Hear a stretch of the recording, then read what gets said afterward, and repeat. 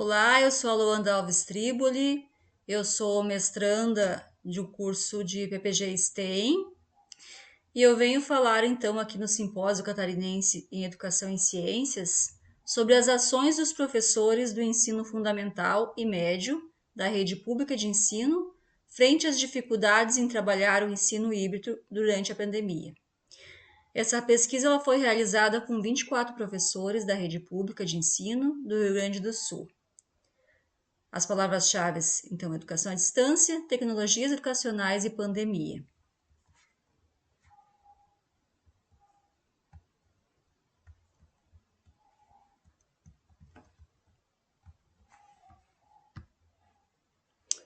Com a pandemia, veio a necessidade do afastamento social. Nas escolas do ensino à distância, o híbrido, por meio de plataformas virtuais, o uso do aplicativo WhatsApp e ainda a entrega de material impresso aos alunos sem acesso à internet, tomou lugar ao presencial. E os recursos tecnológicos eles fizeram-se necessários, desempenhando um importante papel de interlocutor do processo. O ensino, que anteriormente era centrado como recurso principal a fala, como cita Kinski, onde o professor era o centro do discurso e o aluno esperava-se a assimilação da aprendizagem pela memorização. Agora, então, ele necessita apropriar-se de uma linguagem tecnológica para centrar suas ações. E diante dessa perspectiva, dificuldades foram surgindo. O objetivo dessa pesquisa é averiguar quais as ações foram realizadas pelos professores para sanar essas dificuldades durante o período pandêmico, através de um questionário com a seguinte pergunta: qual a atuação frente às dificuldades encontradas durante o ensino na pandemia?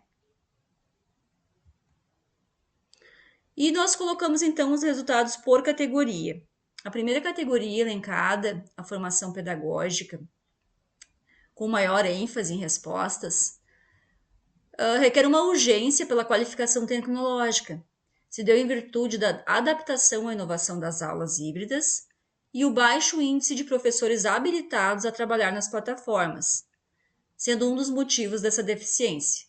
A própria resistência do professor frente às mudanças que ocorreram com a presença da tecnologia nas redes de ensino, como corrobora a fala Wigner. Podemos perceber essa resistência na fala de uma das professoras que respondeu isentando-se de buscar soluções frente às suas dificuldades. Então, enquanto muitos professores procuraram, a grande maioria, respondeu a questão da formação pedagógica, da busca por cursos, por formações, o próprio estado do Rio Grande do Sul, posteriormente à pandemia, foi engajando, o processo de formação desses professores através da plataforma, porque através das plataformas nós ofertamos as atividades para os alunos. Então, através do Classroom. E essa plataforma ainda era desconhecida pelo professor. A gente foi aprendendo, eu como professora também do estado, nós fomos aprendendo a trabalhar primeiro para depois ter a formação. Então, foi um processo muito difícil e uma adaptação, tanto para o professor quanto para o aluno que também não tinha esse acesso, Então, foi uma coisa assim muito nova, muito diferente e precisou, sim, uma busca muito grande sobre a formação e o Estado ofertou posteriormente, então, essa formação, onde conseguimos sanar várias dúvidas e aprender muitas coisas novas.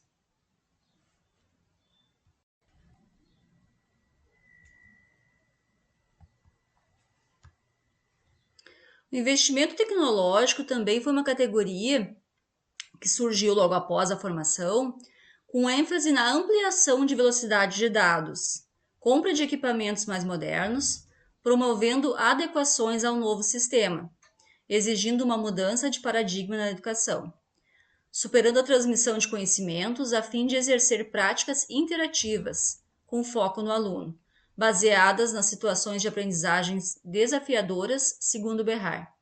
Então, o próprio professor também tinha a questão da defasagem de equipamentos, não só a formação para trabalhar com equipamentos tecnológicos, como não ter o próprio notebook. Muitos professores não tinham acesso, ou a internet, acessavam somente da escola. Então, essa adaptação foi necessária e muitos responderam que precisaram sim, então, investir numa melhoria de equipamentos tecnológicos.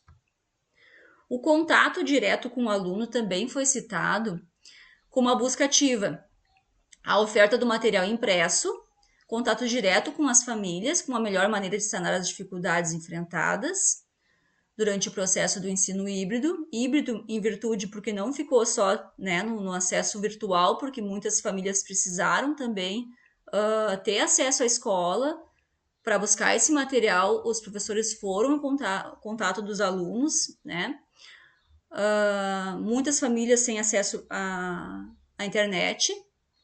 Então, esse tipo de interação gerou um desgaste no processo educacional, pois se trata apenas de meras cópias, sem a interlocução do professor, mesmo que à distância. Como enfatiza Keynes, que sobre o uso de tecnologias em atividades de ensino à distância e a criação de laços entre os sujeitos, estes predominam os laços criados na aula presencial. Então, essa questão do laço, do afeto, do professor, mesmo que virtual, mesmo que numa aula no Meet, ele tinha esse contato com o aluno, esse olho no olho, essa fala de chegar, principalmente para o aluno pequeno, né, para o ensino fundamental. Então, essa questão de só entregar um material impresso para que o aluno faça em casa, criou essa defasagem, criou esse desgaste, né?